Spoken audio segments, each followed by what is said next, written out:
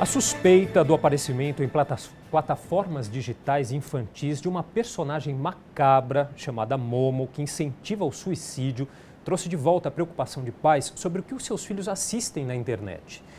Bom, para falar sobre esse assunto, eu recebo hoje a psicóloga Rafaela Perim, que é coordenadora pedagógica da Escola da Inteligência. Tudo bem, Rafaela? Obrigado pela presença. Tudo bem, eu que agradeço. Bom, o YouTube Kids, que aí no caso a plataforma citada, aí onde houve essa suspeita do aparecimento dessa personagem, emitiu uma nota dizendo que não foram encontradas evidências reais desse episódio. Mesmo assim, hoje em dia é muito difícil se controlar o que as crianças assistem na internet, né? Como que pais devem agir em situações assim?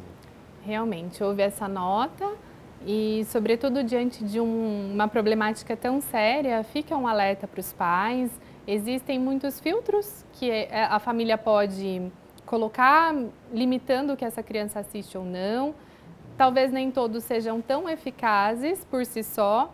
Então, o que fica de dica, de estratégia e de ferramenta é algo extremamente básico e necessário, o diálogo.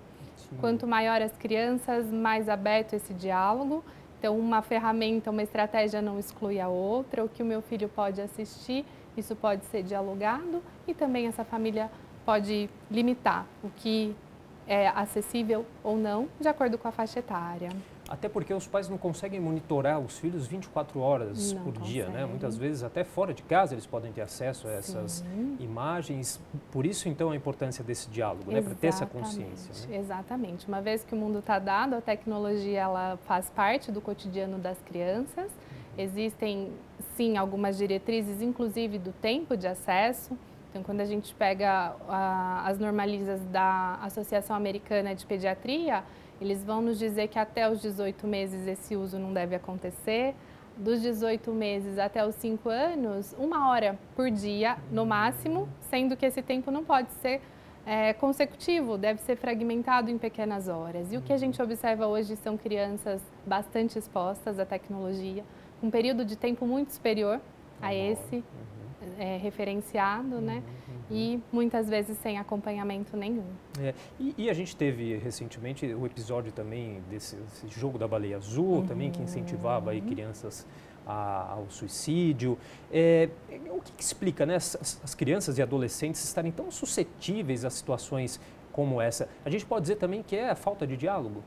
Sim, uma das variáveis, né? A gente vive hoje em uma sociedade extremamente fragilizada emocionalmente.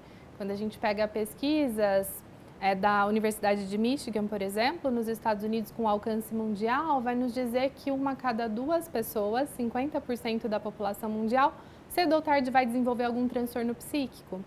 A gente tem aí a Organização Mundial de Saúde mostrando pra gente que a cada 40 segundos uma pessoa comete suicídio no mundo. Então, estamos diante de uma sociedade emocionalmente fragilizada, de uma família muitas vezes que trabalha muito e que, em alguns casos, terceiriza a educação dessa criança para a escola. Então, mais uma vez, essa questão da ausência, né? Então, são componentes que se somam. Com certeza. E que trazem esse alerta para nós. E aí acho que é importante a gente falar um pouquinho dessa questão da educação emocional de crianças e adolescentes, né? Você como coordenadora pedagógica da Escola da Inteligência, eu queria também saber um pouquinho como que é esse trabalho. Claro. Qual que é a importância dessa educação emocional para crianças e adolescentes, que muitas vezes nascem, como a gente vê, questões assim, no mundo virtual, mas que extrapolam esse mundo virtual e acontecem tragédias no mundo real, né? Isso mesmo. A Escola da Inteligência é um programa de educação socioemocional idealizado pelo psiquiatra Augusto Cury, hoje com alcance nacional, mais de 400 mil alunos.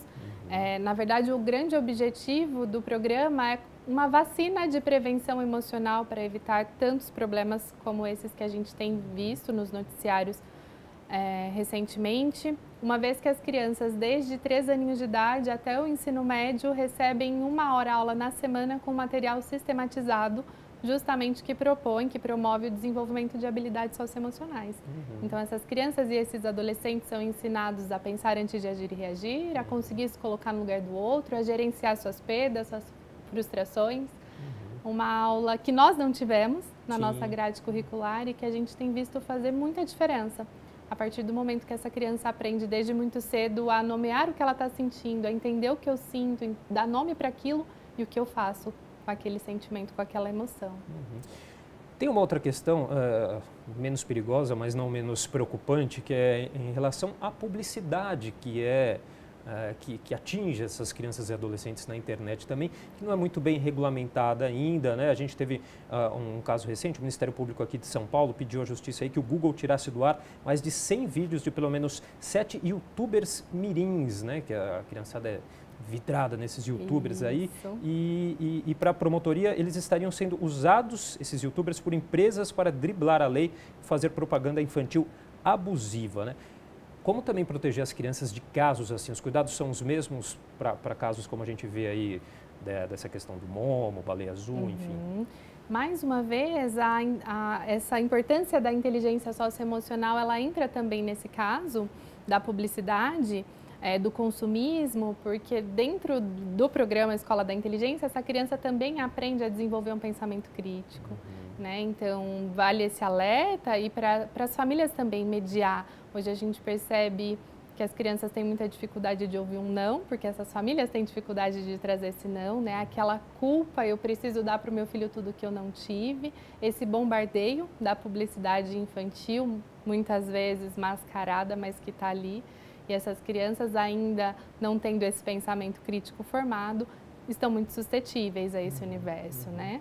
Sim. E é possível, como que os pais devem assim agir? É possível denunciar esses casos tanto da publicidade quanto casos mais graves, como a gente já falou aqui? Sim, sim, né?